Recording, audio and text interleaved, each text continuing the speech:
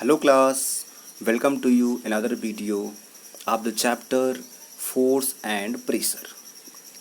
It is very important chapter, and before this video you have known well that what is the means of force, how to pull and push of an object. That simple means when we pull or push any object, that's called force. It's no matter what will be their result. Suppose आप किसी वाल को आप force कर रहे हैं, उसको push कर रहे हैं, तो ज़रूरी नहीं कि वो अपना डायरेक्शन चेंज कर दे, बट वहाँ पर फोर्स आपका अप्लाई हो जाएगा। वहाँ पे फोर्स क्या होगा, आपका अप्लाई हो जाएगा। बहुत सिंपल सी बात है। आप किसी बॉल को थ्रो कर रहे हैं तो जहाँ तक आप चाहते हैं वहाँ तक बॉल जा रही नहीं जा रही है, वो उस पर डिपेंड नहीं कर रहा है, बट इतना कन्फर्म है कि वहाँ पर फोर्स लगा क्योंकि आपने उस चीज़ को पुश किया है। तो आपको ये समझना है कि अगर किसी ऑब्जेक्ट को आप पुल या पुश कर रहे हैं तो वो क्या कहलाएगा, इसका मतलब उस पर फोर्स अप्लाई किया जा रहा है। ज़रा देखते हैं कि फोर्स को कैलकुलेट कैसे करते हैं।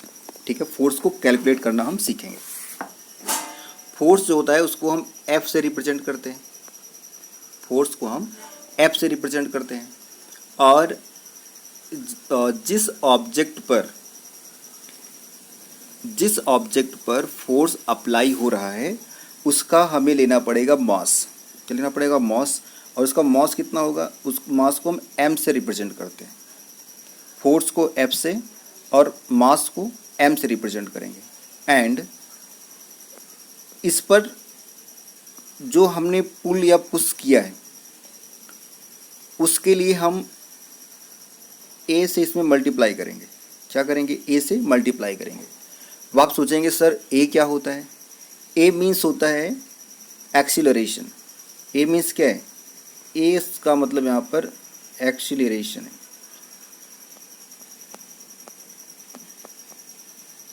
ए मीन्स यहाँ पे क्या है? एक्सीलरेशन है।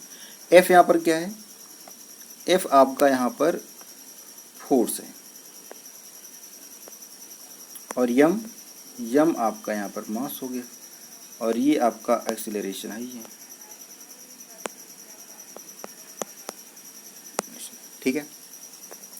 तो फार्मूला जो आपका रेडी हुआ है F equal to M into a, means अगर आपको किसी ऑब्जेक्ट पर कितना फोर्स अप्लाई किया है ये पता करना हो तो आपको उस ऑब्जेक्ट का मास पता होना चाहिए और उस पर लगाया गया एक्सेलरेशन पता होना चाहिए।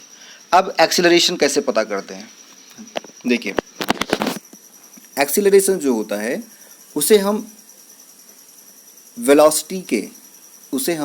वेलोसिटी पर चेक करते हैं। वेलोसिटी पर चेक करने का सेंस क्या हुआ? एक्सेलरेशन का जो फार्मूला होता है वो होता है v अपॉन टी। क्या होगा? v अपॉन टी मीन्स किसी पर्टिकुलर टाइम में, किसी फिक्स टाइम में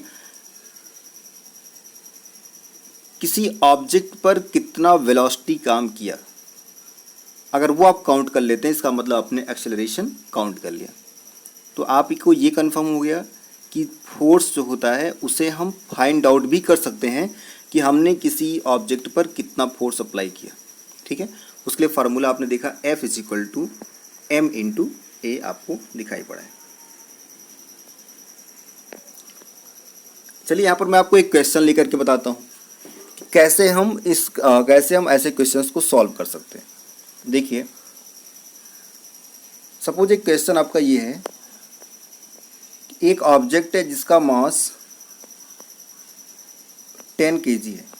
कितना है? 10 kg है, और उस पर जो लगने वाला एक्सेलरेशन है वो 5 मीटर पर सेकेंड स्क्वायर है। मास कितना हो गया? 10 kg, और उस पर लगने वाला एक्सेलरेशन कितना है? वो 5 मीटर पर सेकेंड स्क्वायर हो गया, और आपसे पूछा जा रहा है कि ज़रा बताइए उस पर कितना फोर्स काम करेगा। तो फार्मूला आपको पता है, फार्मूला क्या होगा? फार्मूला बहुत सिंपल है। फार्मूला आपका हुआ F equal to M into A, ये आपका फार्मूला है। अब जो आपको वैल्यू दिया है इस वैल्यू को हम m इंटू ए पर अप्लाई कर देंगे। क्या करेंगे? m इंटू ए पर अप्लाई करेंगे। कैसे?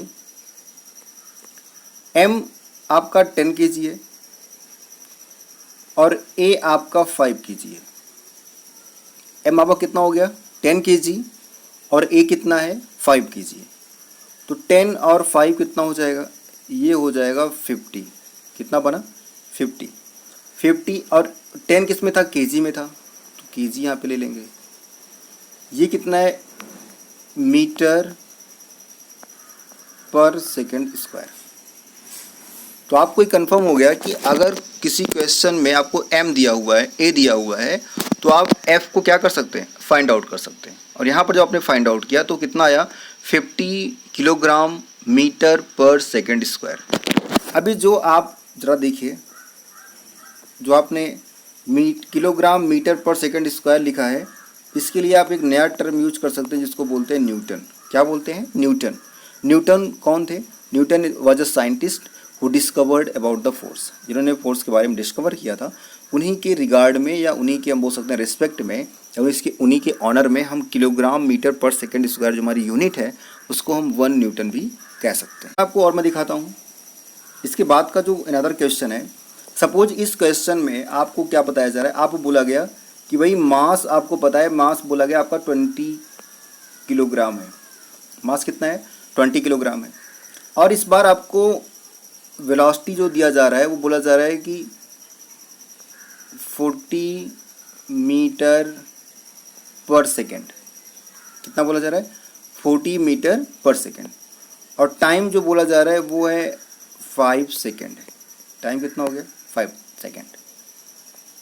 अब ये आपको क्वेश्चन ये है कि ज़रा ये बताओ कि इसमें कितना फोर्स अप्लाई हुआ है। ठीक है, उस ऑब्जेक्ट पर कितना फोर्स अप्लाई हुआ है। जिस ऑब्जेक्ट का मास 20 किलोग्राम था उस पर जो लगने वाली वेलोसिटी है वो 40 मीटर पर सेकेंड थी और जो टाइमिंग है वो 5 सेकेंड में इतना 40 मीटर पर सेकेंड लगा। ठीक,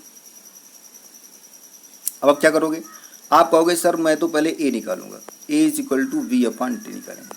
ठीक है, वी कितना है आपका 40 हो गया और टी कितना है 5 हो गया। 40 और 5 हो गया ना, ये मीटर पर सेकेंड था और नीचे सेकेंड हो जाएगा। ये 5, ये आपका कितना बन गया 8 मीटर पर सेकेंड स्क्वायर बन गया।